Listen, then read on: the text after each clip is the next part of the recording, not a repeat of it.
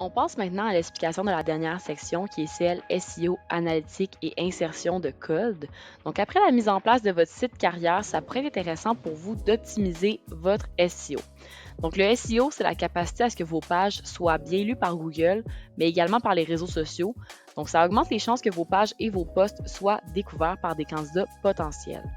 Le SEO a aussi une influence lorsque vos pages ou vos posts sont partagés par privé sur Facebook ou par SMS.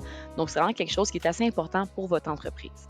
Donc, pour chaque page de votre site carrière, donc la page d'information, page équipe, page emploi et page flexibilité et environnement, vous allez pouvoir mettre un titre SEO et une métadescription SEO.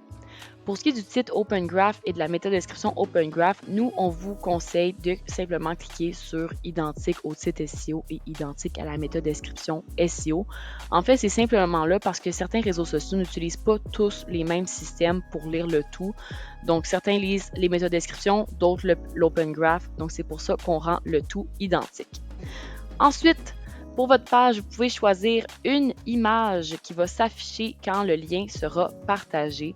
Donc, ici, on vous a mis un exemple. Donc, une fois que vous aurez fait cette optimisation-là pour chacune de vos pages, vous allez être plus découvrable par les réseaux sociaux et surtout, tout sera affiché très proprement lorsque vous allez partager le lien. Ensuite de ça, on passe à l'analytique.